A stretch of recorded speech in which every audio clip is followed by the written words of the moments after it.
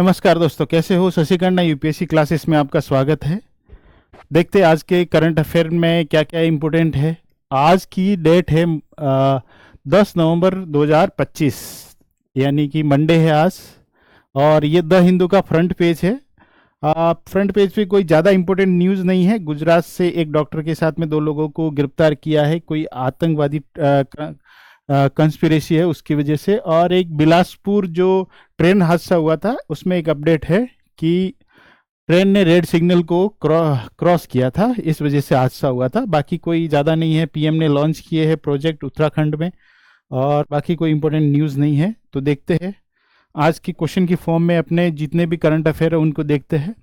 Consider the following statement regarding Angola. अभी actually में Angola के प्रेसिडेंट यहाँ पे विजिट पे है इंडिया में, इसलिए ये न्यूज़ में है। तो अपनी इसको ज्योग्राफिकल लोकेशन है या फिर बैकग्राउंड में जो भी चल रहा है वो देखते हैं एक बार।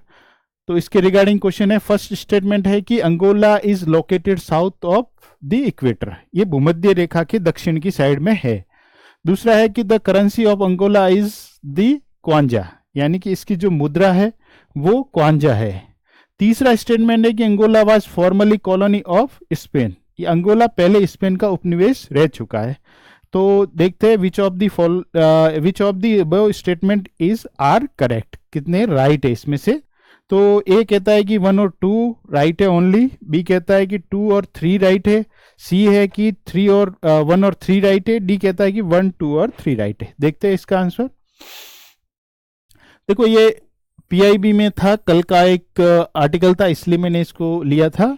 और ये अंगोला है यहाँ पे, ये देखो ये इक्वेटर है, इक्वेटर के साउथ में है। तो पहला वाला जो स्टेटमेंट है वो बिल्कुल सही है, ये साउथ में है इक्वेटर के। ये आपका ट्रॉपिक ऑफ कैंसर है। तो ये कहाँ कहाँ से पास होती है वो भी आपको ध्यान रखना, इक्वेटर कहाँ से पास होती है वो भी ध्यान रखना। और आजकल तो इस बार तो वाटर बॉडीज भी पूछ लिया था उन्होंने।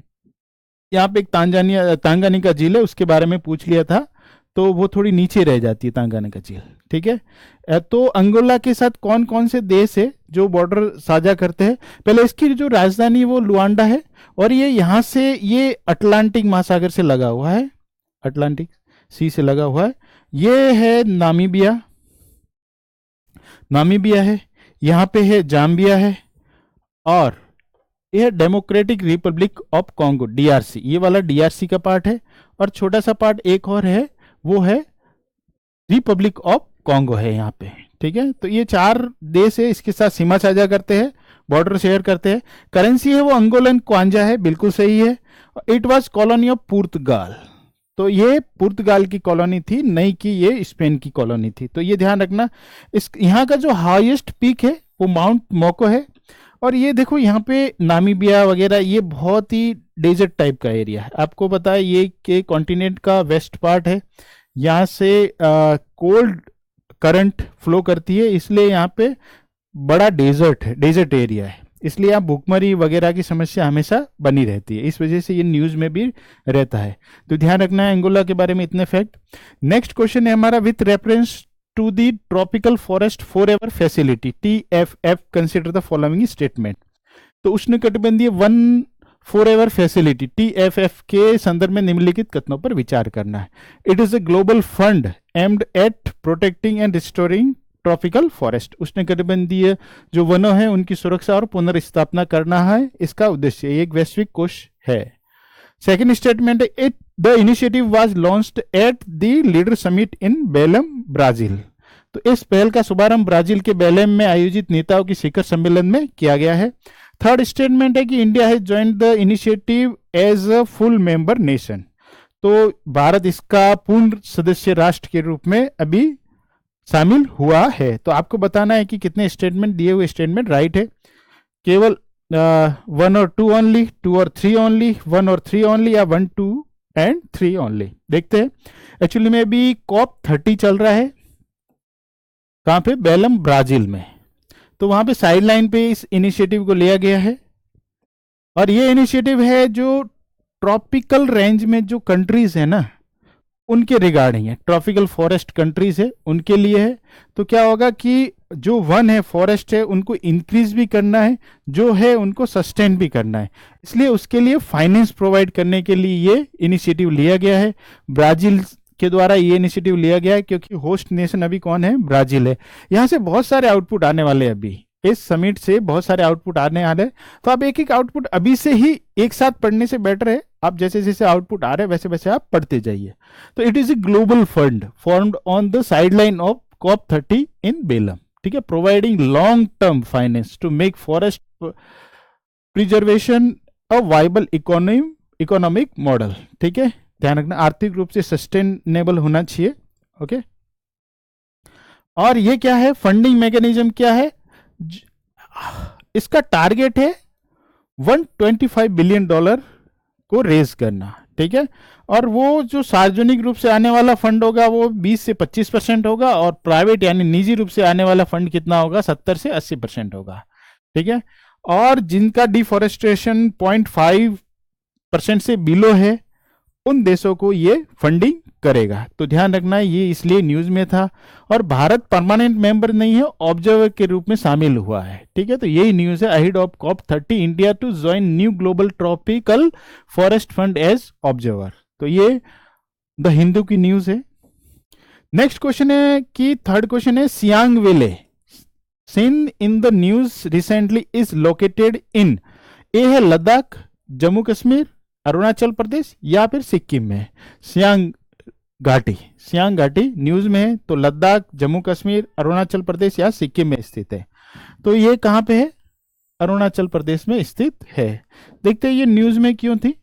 तो यहाँ पे छह बटरफ्लाई की नई स्पीसीज मिली है, तो इस वजह से ये न्यूज में है।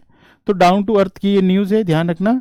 ये देखते हैं, सियांग वैली ये कहाँ पे? अरुणाचल प्रदेश में। कौन सी डिस्ट्रिक्ट है? अपर सियांग डिस्ट्रिक्ट में ये स्थित है। और इससे नदी कौन सी जाती है? सियांग रिवर से पास होती है, जो आगे जाके कहाँ मिल जाती है? ब्रह्मपुत्र रिवर में मिल जाती है। और यहाँ पे ट्राइब्स है, आदि ट्राइब्स है, जिसको लिटिन भी बोलते हैं। नियसी ट्राइब है, मेम्बा है, खाम्बा है एंड इदुमिश्मी ट्राइब है। तो इस एरिया में जब भी ये ट्राइब का नाम पूछा जाए तो ये कहाँ पे स्थित है? अरुणाचल प्रदेश में निवास करती है, ठीक है। के प्रोटेक्टेड एरिया इसके अंतर्गत कौन सा है? ये ध्यान रखना, माउलिंग नेशनल पार्क। ये न्यूज में कभी भी आ सकता है, आपके क्वेश्चन में आ सकता है। डाइंग इयरिंग वाइल्ड लाइफ सेंचुरी है, वो भी इसके अंदर स्थित है। तो ध्यान रखना इस न्यूज के बारे में। नेक्स्ट है, with reference to the investor education and protection fund authority IEPFA, ठीक है, फॉलोइंग स्टेटमेंट। तो यह है निवेशक शिक्षा और संरक्षण नीति प्राधिकरण IEPFA के संदर्भ में निम्नलिखित कथनों पर विचार करना है। It has been stabilized under the companies act 2013। It works under the administrative control of Ministry of Finance. It is responsible for refunding unclaimed dividend and matured deposit to investor. तो सबसे पहली बात तो है कि ये वित्त मंत्रालय के अंदर में नहीं है, कॉर्पोरेट मंत्रालय के अंदर में, ध्यान रखना है। और इसका ये सही बात है, ये कंपनीज एक्ट 2013 के अंडर इसको स्टेबलाइज किया गया था, ठीक है। तो ये ध्यान रखना। और इसका काम क्या है? निवेशक यानी कि जो इन्वेस्टर है, जैसे आप हम लोग जैसे इन्वेस्ट करते हैं वैसे इन्वेस्टर को जागरूक करना कि सोच समझ के कैसे इन्वेस्ट करना है, ये इसका काम है। एजुकेट करना है इन्वेस्टर को, क्योंकि अभी एक फ्लो बढ़ रहा है इन्वेस्ट करने वाले लोगों का। तो धीरे धीरे गलत जगह भी बहुत जगह इन्वेस्ट हो जाता है। मतलब बहुत सारे लोगों ने शेयर मार्केट वगैरह में भी अपना इन्वेस्ट किया और बहुत सारा लॉस भी हुआ है उनको। तो उनको जागरूक करते हैं यानी एजुकेट करते हैं उसके लिए। दूसरा सबसे इंपॉर्टेंट होता है कि अगर कोई डिपॉजिट किया है किसी कंपनी में, किसी का कोई डिविडेंड है या कोई जमा है या फिर कोई आपने एप्लीकेशन फीस भरी है, वो आपने क्लेम नहीं किए और 7 साल हो गए हैं, तो फिर ये उसको अपने अंडर ले लेता है ये, ठीक है। तो ध्यान रखना है। तो ये सेकंड वाला स्टेटमेंट गलत होगा। तो ये कौन सा स्टेटमेंट, कौन सा राइट हो जाएगा? बी ऑप्शन इसका राइट हो जाएगा। देखते हैं ये न्यूज में क्यों था। Investor education and protection fund authority organized investor education and protection workshop for rural women SHG। तो ग्रामीण महिलाओं के लिए जो सेल्फ हेल्प ग्रुप में है उनको जागरूकता के लिए उन्होंने एक एजुकेशन समिट आयोजित की है, इसलिए ये न्यूज में है। The investor education and protection fund authority IEPFA was established in 2016 यानी कि 2016 अंडर द कंपनीज एक्ट 2013। ठीक है, it mandate to investor education and protection fund and promote investor awareness and financial protection. ठीक है, इसका काम होता है कोई फ्रॉड नहीं हो जाए या फिर उनका जो फंड है वो कहीं वो सुरक्षित रहे। Nodal ministry of corporate affair. ठीक है, ध्यान रखना कॉर्पोरेट अफेयर है वो इसकी मिनिस्ट्री है। IEPF consist of amount that remained unclaimed 7 year. तो कौन से जैसे अनपेड डिविडेंड, अगर कोई भी कंपनी में आपने इन्वेस्ट किया और उसका डिविडेंड आपको मिला है, आपने क्लेम नहीं किया है 7 साल तक, तो वो कहाँ पे चला जाएगा, ये लोग मैनेज करना शुरू कर देंगे। Application money is due for refund, या फिर मैच्योर डिपॉजिट एंड डिबेंचर है, interest on investment from the fund है, ग्रांट और donation received from the government और अदर एंटिटीज। तो अगर ये 7 साल तक आप क्लेम नहीं करते तो ये फिर यहां पे चला जाता है ये। ठीक है, ये क्लेम कर लेता है, ध्यान रखना है। नेक्स्ट क्वेश्चन है arrange the following Japanese island from north to south. आपको ऊपर से नीचे बताना है कि कौन से आइसलैंड कैसे है, शिकोकू, ओकाइडो, क्यूशु, होन्शु। तो बताना है आपको कि ए में है 2413, 2143, 4213 या फिर 1243। आपको बताना है शिकोकू, ओकाइडो, क्यूशु, होन्शु। अभी एक्चुअली में सुनामी का खतरा बढ़ रहा है, इसलिए वहां पे वार्निंग जारी की गई है जापान में, इसलिए ये न्यूज में है। Powerful quick strike off coast of Japan tsunami advisory issue की गई है। ठीक है, तो ये देखते हैं, ये मैप है, ये सबसे ऊपर है होकाइडो, नीचे है होन्शु, फिर उसके नीचे है शिकोकू, फिर क्यूशु। तो ध्यान रखना है होकाइडो, होन्शु, शिकोकू और क्यूशु, तो ध्यान रखना है। देखो सबसे ऊपर कौन सा था, होकाइडो, फिर होन्शु, फिर शिकोकू, फिर क्यूशु। तो थर्ड सबसे लास्ट है ये, फिर होगा आपका शिकोकू, एक होगा तो ये कट जाएंगे, कैंसिल हो जाएंगे। फिर आपका होगा होकाइडो, तो ऊपर ये होन्शु होगा, 4 होगा, फिर ये हो जाएगा आपका ये वाला ऑप्शन सही हो जाएगा। ठीक है, और देख ले जापान के बारे में, यहाँ की हाईएस्ट पिक है वो है माउंट फूजी, यानी सबसे ऊंची चोटी है। इंडिया के साथ जो रिलेशन है 2+2 डायलॉग चलते हैं इसके साथ में। मालाबार एक्सरसाइज है, धर्मा गार्जियन है, जीमैक्स है एक्सरसाइज, ये भारत और जापान के बीच आयोजित होती है समय समय पे। इंडिया एंड जापान कॉर्पोरेट इन दोनों मेंबर है G20 के, इंटरनेशनल सोलर अलायंस और ISA जो बोलते हैं, और CDRI है, और coalition for disaster resilience infrastructure, NIPFEF। ठीक है, इंडो पैसिफिक इकोनॉमिक फ्रेमवर्क में ये दोनों मेंबर है। और इसरो और जाक्सा के बीच में एक लूपेक्स मिशन है जो चंद्रमा के साउथ पोल पे एक्सप्लोर करने के लिए लॉन्च किया जाएगा। ठीक है, तो ये था जापान के बारे में और ये न्यूज में क्यों था। अब सुनामी के बारे में थोड़ा देख लेते हैं। गहरे समुद्र में जब भूकंप आएगा, भूकंप आ सकता है, अर्थक्वेक है, या फिर ज्वालामुखी यानी कि वोल्केनो इरप्शन हो सकता है, और या फिर कोई लैंडस्लाइड भूस्खलन हो सकता है समुद्री नीचे तल पे, या फिर कोई उल्का पिंड के थ्रू। यहाँ पे क्या होगा, बहुत बड़ी मात्रा में वाटर का यहाँ पे डिस्प्लेसमेंट होगा, यहाँ से वो मूव करेगा, तो क्या होगा कि यहाँ पे एक वेव जनरेट होगी जिसकी वेवलेंथ बहुत ज्यादा होगी, और ये ट्रेवल करेगी किधर, किस साइड में, तट की साइड में।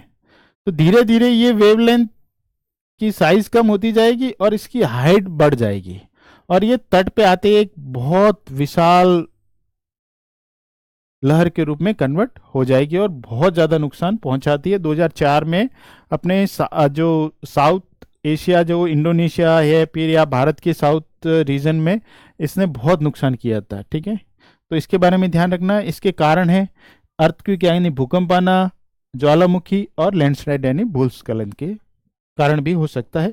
नेक्स्ट क्वेश्चन है with reference the financial sector assessment program FSAP consider the following statement. FSAP is a joint initiative of the world bank and international monetary fund यानी कि IMF है कि FSAP विश्व बैंक और अंतर्राष्ट्रीय मुद्रा कोष की एक संयुक्त पहल है। इसे 2008 के वैश्विक वित्तीय संकट के बाद शुरू किया गया था। It was launched after the global financial crisis 2008 in emerging market economic FSAP assessment are conducted jointly by the World Bank and IMF। उभरती हुई बाजार अर्थव्यवस्थाओं में FSAP आकलन विश्व बैंक और IMF द्वारा संयुक्त रूप से किया जाता है। तो दिए गए स्टेटमेंट में कितने राइट है? ओनली 1 राइट है, 1 और 3 राइट है, 2 और 3 राइट है, या फिर 1, 2 और 3 राइट है। देखते हैं। एक्चुअली में इंडिया के बारे में इसने रिपोर्ट पेश की है FSAP ने कि भारत को अगर $30 ट्रिलियन की इकोनॉमी बनना है 2047 तक, तो भारत को क्या क्या रिफॉर्म करने चाहिए, लॉन्ग टर्म में क्या क्या रिफॉर्म करने चाहिए जिससे ये टारगेट अचीव हो सके। ठीक है, FSAP इज जॉइंट वेंचर है। ठीक है, किसके द्वारा है? वर्ल्ड बैंक और IMF। सही बात है, बिल्कुल ही। ये advance economy conducted by the IMF and developing and emerging market economic FSAP are conducted jointly with the world bank. World bank और IMF एक रिसर्च करती है, रिपोर्ट जारी करती है कि आने वाले टाइम पे इमर्जिंग इकोनॉमी है उनको क्या क्या इनिशिएटिव लेना चाहिए जिससे अपने जो टारगेट तय किए हैं वो हासिल कर सके। भारत के बारे में उन्होंने लास्ट किया था 2017 में किया था। इसकी जो फाइंडिंग आएगी उसके बारे में भी अपन आगे देखेंगे। नेक्स्ट क्वेश्चन है हमारा, consider the following statement regarding commission for air quality management CAQM, वायु गुणवत्ता प्रबंधन आयोग CAQM के बारे में निम्नलिखित कथनों पर विचार कीजिए। It is a statutory body created under act of parliament. यह संसद के अधिनियम के तहत गठित एक वैधानिक निकाय है। Its jurisdiction extend to Delhi, Punjab, Haryana, Uttar Pradesh and Rajasthan NCR region. It can issue binding direction to state government and pollution control board. इसका अधिकार क्षेत्र हरियाणा, दिल्ली, पंजाब, उत्तर प्रदेश और राजस्थान तक फैला हुआ है। यह राज्य सरकार और प्रदूषण नियंत्रण बोर्डों को बाध्यकारी निर्देश जारी कर सकता है। तो which of the following statement are correct? 1 and 3, 1, 2 और 3, 2 and 3 एंड 1 and 2। तो देखना है, ये तीनों स्टेटमेंट राइट है, बिल्कुल ही सही है। एक्चुअली में दिल्ली में अभी जो वायु गुणवत्ता है, एयर क्वालिटी है, वो बहुत डाउन है। इसलिए स्थानीय लोगों द्वारा जो लोकल्स है वो प्रदर्शन कर रहे हैं कि कोई एक्शन लिया जाए। Rising and air pollution trigger protest at India gate, residents demand action, कि आपको कोई एक्शन लेना चाहिए इसके लिए। तो देखते हैं, CAQM is a statutory body, बिल्कुल वैधानिक निकाय है, stabilize under the commission for air quality management in national capital region NCR and adjoining area act 2021 में स्टेबलाइज किया था, इसको स्थापित किया था। It undertakes action for prevention and control air pollution in Delhi NCR air adjoining area, जो कहाँ कहाँ फैला हुआ है, दिल्ली के अलावा ये कहाँ कहाँ फैला हुआ है? पंजाब है, हरियाणा है, राजस्थान है और उत्तर प्रदेश में। ये एक्शन लेने के लिए जिम्मेदार बॉडी है। इसके जो चेयरपर्सन है सेक्रेटरी या चीफ सेक्रेटरी हो सकता है, रैंक ऑफिसर रहता है। और इसके टेक्निकल मेंबर है, वो इंपॉर्टेंट है, CPCB है जो सेंट्रल पॉल्यूशन कंट्रोल बोर्ड के मेंबर है, वो रहेंगे। इसरो के भी मेंबर रहेंगे और नीति आयोग के भी मेंबर रहेंगे, वो इसके टेक्निकल मेंबर रहेंगे इस कमीशन के। तो इस कमीशन के बारे में अच्छे से देख लेना है अच्छे से। और CPCB ने एक एयर क्वालिटी स्टैंडर्ड जारी किया है। जब भी आपने देखा होगा कि अभी सीवियर कंडीशन में, मॉडरेट कंडीशन में, वेरी पुअर है, गुड कंडीशन में है एयर क्वालिटी, तो वो किस आधार पे मेजर करते हैं? तो ये इंडेक्स होता है AQI। ठीक है, तो 0 से 50 होता है तब गुड होता है, 51 से 100 तक ये सेटिस्फैक्ट्री होता है, 101 से 200 तक ये मॉडरेट होता है, 201 से 300 तक ये क्या रहता है? पुअर रहता है।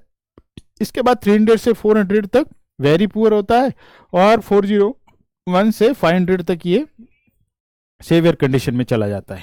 तो देखते हैं एयर क्वालिटी इंडेक्स क्या होता है। Launched by central pollution control board in 2014 में इसको लॉन्च किया था, किसके द्वारा? CPCB द्वारा। ठीक है, इसमें 8 कंपोनेंट को कवर किया गया है। कौन से पॉल्यूटेंट कौन कौन से है? PM2.5 पार्टिकुलेट मैटर और 10, दोनों दो ये हो गए, ओजोन हो गया, कार्बन मोनोऑक्साइड हो गया, नाइट्रोजन डाइऑक्साइड यानी कि जो जो एसिड रेन होती है ना, अम्ल वर्षा, उसके लिए जिम्मेदार दोनों NO2 और SO2 दोनों ही है। लेड है, ये ध्यान रखना, और लेड है, और अमोनिया है, NH3 है, ये ध्यान रखना। CO2 नहीं है, CO2 नहीं है, ये ध्यान रखना इसमें, ठीक है। CPCB के बारे में देख लेते। CPCB एक वैधानिक निकाय, स्टैच्यूटरी बॉडी है, जिसको किसके अंडर गठित किया गया था? The water prevention and control of pollution act 1974, इसके अंडर इसको गठित किया गया। और इसको पावर यानी शक्ति और फंक्शन कहां से मिले थे? वो मिले थे air prevention and control of pollution act 1981, यानी कि जो इसको जो स्थापित किया था वो तो किया था वायु प्रदूषण को कंट्रोल करने वाले एक्ट 1974 के तहत। और इसको जो पावर मिलती है ना फंक्शन करने के लिए, वो कहां से मिलती है? जो वायु प्रदूषण नियंत्रण एक्ट था 1981 के थ्रू मिलती है। और ये जो कार्य करता है, जो इसको डायरेक्शन मिलती है, वो कहां से मिलती है? EPA यानी कि एनवायरमेंट प्रोटेक्शन एक्ट 1986 के थ्रू। ये मिनिस्ट्री ऑफ एनवायरमेंट के अंतर्गत कार्य करता है, ध्यान रखना है ये। तो ये इसके बारे में इतनी इंफॉर्मेशन है, वो सफिशिएंट है। हमारा नेक्स्ट क्वेश्चन है, the visible emission line coronagraph VELC instrument recently in news is used for. हाल ही में खबरों में रहा visible emission line coronagraph VELC उपकरण का उपयोग किसके लिए किया जाता है? Measuring gravitational waves from merging black holes, यानी दो ब्लैक होल के मर्जिंग से जो ग्रेविटेशनल वेव उत्पन्न होती है, गुरुत्वाकर्षण तरंगे उत्पन्न होती है, उनके बारे में मापना, उनको मापना। Observing coronal mass injection from sun, जो सूर्य से कोरोनल मास इंजेक्शन CME का अवलोकन करना। या फिर स्टडिंग द लूनार एक्सपोस्फेयर, यानी कि चंद्र बहिर्मंडल का अध्ययन करना है। या मेजरिंग सोलर न्यूट्रिनो फ्लक्स, यानी सौर न्यूट्रिनो प्रवाह को नापना। एक्चुअली में अभी न्यूज में ये है, इस Aditya L1 gets a close look at eruption from the sun, ठीक है। तो पहली बार विजिबल वेवलेंथ में first ever spectroscopic observation of coronal mass ejection है। तो ये ऑब्जर्व कर रहे हैं, कौन कौन कर रहे हैं? IIA और नासा। तो ध्यान रखना आदित्य L1। तो आदित्य L1 के बारे में जान लेते हैं। ये 2023 में लॉन्च किया गया था, किसके थ्रू? PSLV C57 के थ्रू। ये भारत का पहला सूर्य को अध्ययन करने के लिए लॉन्च किया गया पहली ऑब्जर्वेटरी है, ध्यान रखना। और ये कहां पे प्लेस की गई है? L1 यानी लैग्रेंजियन पॉइंट L1 है।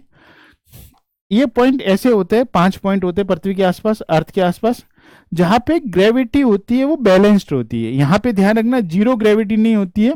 यहाँ पे सूर्य की, यहाँ पे सन की और अर्थ की ग्रेविटी होती है, वो बैलेंस्ड होती है। यहाँ पे इसलिए जीरो हो जाती है।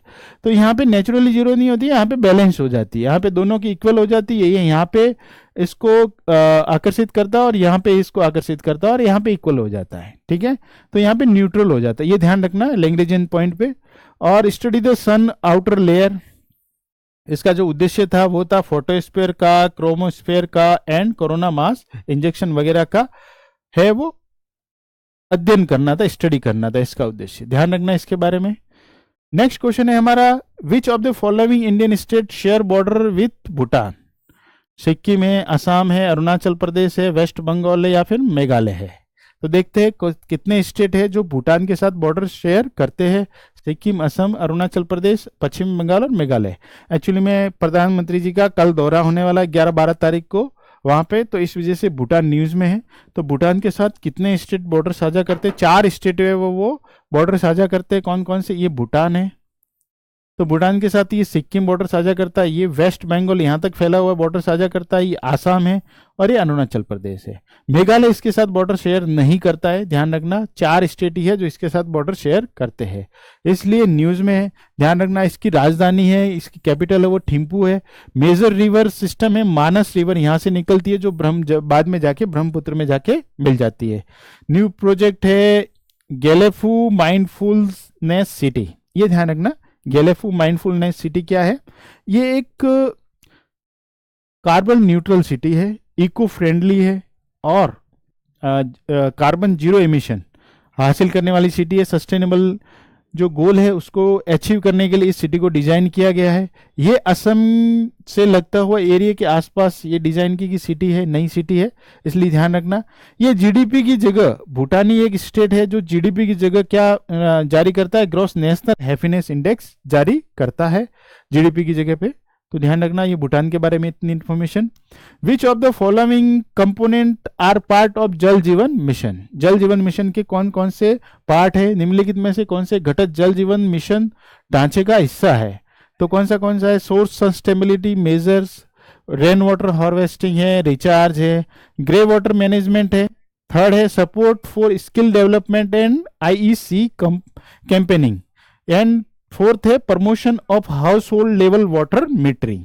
तो इसमें से कितने करेक्ट है, तो इसमें आपको ध्यान रखना कौन सा हिस्सा है, स्रोत स्थिरता उपाय यानी कि वर्षा जल को संचय करना, पुनर्भरण करना, ग्रे वाटर प्रबंधन है, कौशल विकास और आईईसी अभियानों के लिए समर्थन है, घरेलू स्तर पर जल मीटरिंग को बढ़ावा देना है।